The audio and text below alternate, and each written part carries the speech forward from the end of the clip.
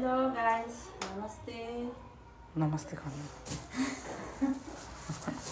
अनि म चाहिँ आज यो गिफ्ट चाहिँ हिजो मेरो प्यारो श्रीमतको गिफ्ट मैले यो दिएको। आज चाहिँ उहाँले खोल्दै हुनुहुन्छ। यो चाहिँ के छ भनेर तपाईँहरूले हेर्न सक्नुहुन्छ। यो चाहिँ हजुरले यो खोल्नुहोस्। के छ मेरो बुढीको सुनको डल्ला दिएको हुन्छ।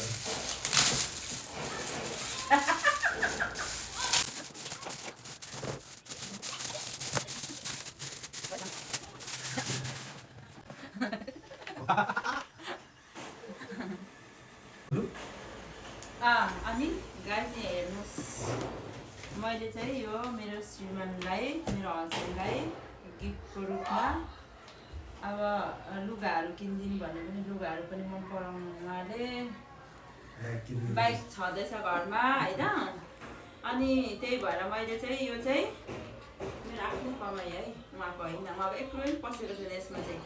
किन भन्दाखेरि हामी चाहिँ बिहे गरेको कति वर्ष भयो, 15 वर्ष पछाडि फर्स्ट बर्थडे मनाउनु पाएको यसरी।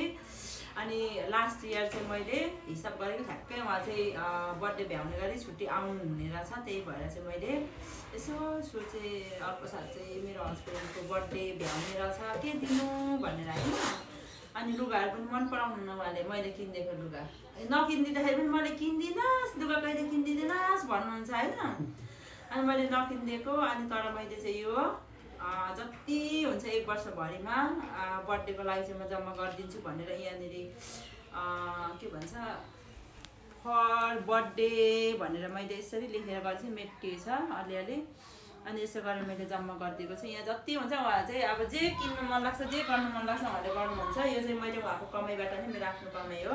मैले जुन आइपीआर भरेको थिएँ त्यतिखेर पर्थ्यो। अनि मैले बेचेर अलिअलि यहाँ हालेको पैसा हो। यो मेरो आफ्नै कमाइ हो है, उहाँको होइन। उहाँको एक पनि पसेको छैन। यो मेरो आइपिओबाट मैले जम्मा गरिदिएको छु। यहाँ कति जम्मा गरेछ अब उहाँले खोल्नुहुनेछ। अनि कति भएको छ उहाँले के गर्नु मन लाग्छ त्यही गर्नुहुनेछ। छुरीले काट्नु पर्यो। अड्काइदिउँ।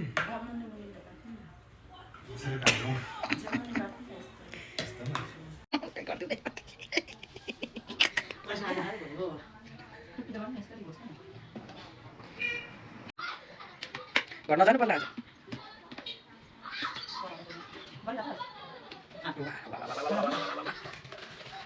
वाह हेर्नु होला गाइस। मेरो तलब भन्दा त्यसै हो।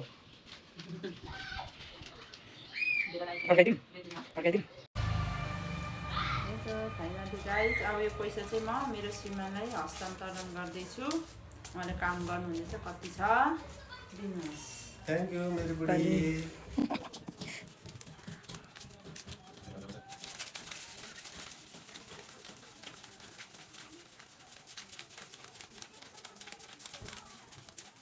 या 20,000 पो भएछ। 20-22,000 भयो भन्दै थिए। के गर्नुहुन्छ? के गर्नुहुन्छ? तिमीले